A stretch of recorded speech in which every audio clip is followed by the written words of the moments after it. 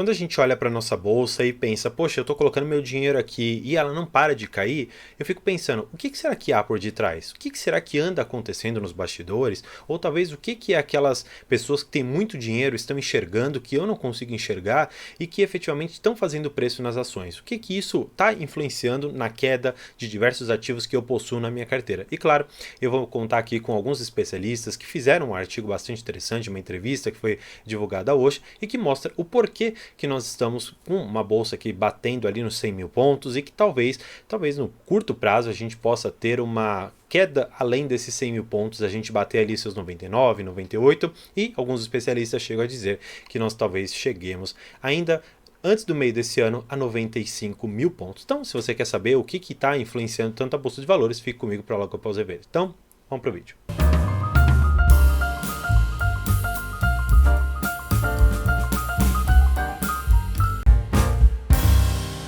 Bem, saiu hoje essa matéria aqui, segunda-feira, dia 20 de março, e faz a pergunta: o que fez o Ibov ir na contramão de todo o exterior e cair nessa segunda-feira? Claro, muito aqui nós já sabemos que tem relacionado a UBS Grupo, que comprou o Credit Suisse por um valor de 3,6 bi, um valor 3 vezes maior do que a oferta inicial. Isso aqui lá fora assustou um pouco porque não foi muito bem visto. Por que o UBS ele compraria o Credit Suisse por um valor que seria 3 vezes maior aquele que efetivamente foi ofertado? Bem, isso claro mostra para nós algumas coisas, efetivamente talvez que os balanços do Credit Suisse não estejam tão ruins quanto nós imaginávamos, mas é um banco que há tempo já vem mostrando ali um certo problema e que deve sim ser combatido por diversos dos players do mercado. Especialmente sobre a Bolsa Brasileira, nós vamos aqui para baixo explicar o porquê que o Brasil ele está na contramão do mundo, porquê que ele foi contra Wall Street, contra o mercado americano. Muito se explica por esse novo arcabouço fiscal que gera muito temor no mercado. Por quê? E essa frase aqui, para mim, ela resume tudo. Que o mercado não sabe quando e nem como vai vir esse arcabouço fiscal, que eles veem um estresse dos investidores em torno desse assunto, que tem gerado ansiedade no mercado. Se vai ser furado o teto de gasto, se não vai, como é que vai ser feito ou como que não vai ser feito esse arcabouço fiscal. Essas são algumas perguntas. E claro, o Fernando Haddad ele ainda vai se reunir com líderes do Congresso e com o presidente Lula para discutir essa temática toda. E claro, é importante nós sabermos também que nesta quarta-feira, no dia 22 de março, será feita ali uma reunião do Copom que vai decidir efetivamente o destino da nossa Selic. Só que a perspectiva do mercado é que se mantenha em 13,75. Claro, isso daqui é uma expectativa do que o mercado enxerga. Não estou querendo dizer que efetivamente o Banco Central vai decidir por manter a taxa aqui em 13,75. Muito disso fez com que alguns papéis aqui tivessem altas e baixas, e como a Apvida caiu 8%, JBS caiu 7%, Alpargatas, Ezetec caíram 6%. Algumas altas nós tivemos São Martinho, que dispara 4%, a Semin, que subiu 1,5%, e Vale, que subiu aqui 0,8%. Claro, são quedas bastante expressivas e são ganhos de capital bem baixos, aqui na casa de 1%, 1,5%. E claro, São Martinho, que é uma empresa não tão forte, vamos dizer assim, com um balanço tão efetivamente razoável dentro da Bolsa de Valores, não é uma empresa tão representativa, um aumento aqui de 4% não é tão representativo assim. Mas o que é importante é que algumas empresas, como aqui Petrobras, que recuaram 4,5%, tem um certo motivo, porque a Federação Única dos Petroleiros e seus sindicatos aprovaram uma paralisação na próxima sexta-feira em protestos contra a venda do ativo da companhia. Ou seja, nós estamos falando aqui que dentro da Petrobras nós estamos com uma questão bem sensível, especialmente dos trabalhadores que estão lá dentro, porque eles vão fazer uma paralisação na empresa e isso pode atravancar muito o preço do petróleo e pode sim, num curto período de tempo, aumentar um pouco do valor ali que nós consumidores vamos experimentar na bomba ali, nós vamos ter nos postos de gasolina. Então isso pode ser muito negativo. Só que trazendo vocês aqui para mim, eu quero trazer uma perspectiva um pouco maior de tudo isso.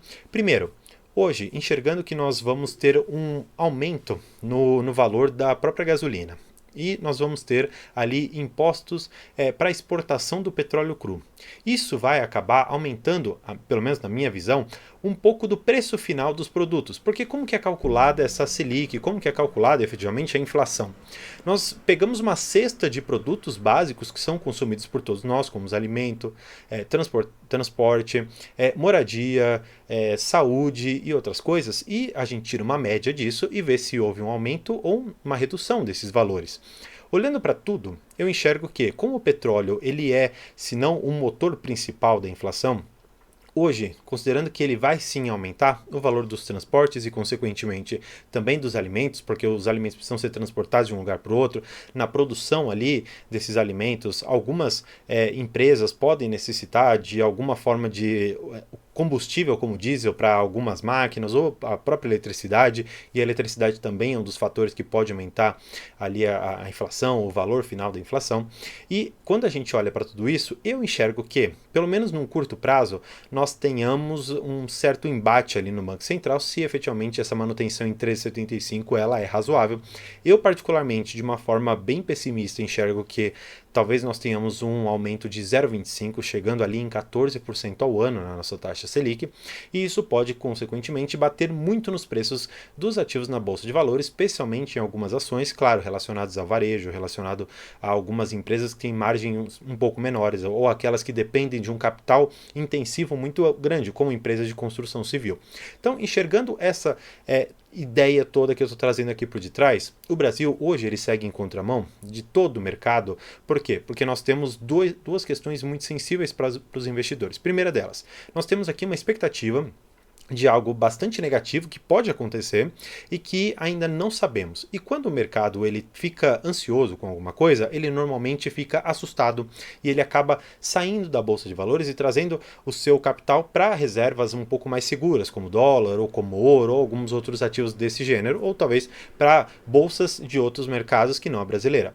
Olhando para isso, quando nós temos uma definição a respeito de um arcabouço fiscal mais rígido, ou talvez um arcabouço fiscal um pouco mais permissivo, que acabe ultrapassando o teto de gastos que nós temos aqui no Brasil, isso faz com que os investidores precifiquem efetivamente uma empresa. Mas quando há essa indefinição, como nós temos agora, o mercado ele fica muito ansioso e não sabe o que fazer, então ele acaba, como eu disse, ficando medroso e saindo da bolsa de valores, e isso acaba batendo nos preços das nossas ações. Só que, se enxergarmos para um cenário um pouco maior do que esse, no sentido de que essas empresas elas podem ter um resultado favorável por conta de outras políticas, não só aqui brasileiras, mas também como política chinesa de aumento em injeção de capital, um aumento talvez no consumo de carnes e outras coisas, nós podemos ter empresas dentro da nossa bolsa de valores que vão ser muito beneficiadas por isso. Só que, eu repito, com uma taxa de juros muito alta e com um teto de gastos que pode ser rompido, nós temos riscos muito grandes ainda a enfrentarmos na Bolsa de Valores, mas claro, eu particularmente tenho uma visão, e eu acho que essa é a visão que a maioria das pessoas deve ter no momento de investir, que é, quando você tem um aumento dos riscos, você tem que se expor de uma certa maneira a empresas um pouco mais sólidas que conseguem, de uma certa maneira, extrair um certo lucro, extrair uma ideia razoável de fluxo de caixa nas suas operações que te mantenha na Bolsa de Valores. Então, melhor dizendo o que eu quero passar aqui para vocês. Por que eu vou investir hoje num cenário tão caótico um valor alto para mim, considerando que há um risco grande de esse capital ser perdido e essa empresa que eu investi não conseguir se sustentar no médio e longo prazo? Então, o que eu estou querendo dizer? Talvez hoje, com uma taxa de juros bastante alta, seja interessante colocarmos nosso capital, por exemplo, em empresas de banco, setor elétrico, setor de saneamento, setores um pouco mais defensivos. E claro, você ter dentro da sua carteira algumas empresas que são um pouco mais arriscadas, como algumas de varejo, algumas de setores que estão relacionados a, por exemplo, construção civil, a saúde, e, claro, setores de investimento no geral que estão expostos a uma forma um pouco mais arriscada ali de alocação de capital. Mas eu acredito que você deve fazer isso de uma forma muito razoável para que você não perca muito dinheiro e, nesse curto prazo, se alguma dessas empresas ela não conseguir sobreviver, que o capital que você tenha alocado ali dentro não te faça sair da Bolsa de Valores. E que hoje, enxergando que nós temos empresas que mostram sim bastante solidez, mostram lucros bastante robustos, nós temos ali, por exemplo, o Banco do Brasil, nós temos outras empresas como Santander, nós temos a Caixa Seguridade, BB Seguridade, Itaú, Itaúsa, enfim, empresas que mostram sim que são bastante lucrativas, eu enxergaria hoje como empresas que, caindo a sua cotação e mantendo o fundamento e até melhorando ainda a sua lucratividade, talvez seja interessante você alocar o seu capital enxergando alguma dessas empresas como vamos dizer assim, um portfólio seguro, tendo ali como uma base bastante sólida de investimentos. Porque essas empresas serão as que no médio e longo prazo vão te permitir superar esses momentos de crise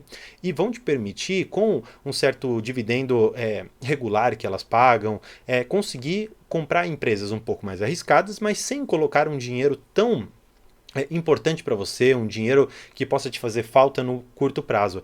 Porque se você alocar todo o seu capital em empresas, por exemplo, como o IRB, Magalu, Via Varejo, Azul, Gol, empresas que podem ter um aumento grande ali na sua cotação, mas também podem ter uma queda gigantesca, podem sim te assustar muito na Bolsa de Valores, especialmente se você for iniciante, podem sim te levar à ruína, e dentro da Bolsa de Valores, levar à ruína efetivamente significa que você vai sair do jogo, e sair do jogo você perde de um dos principais pontos, que é o tempo. O tempo que você permanece investido em boas empresas e reinveste os dividendos que você recebe, particularmente na minha visão, é o que te torna um bom investidor e um investidor que é de sucesso.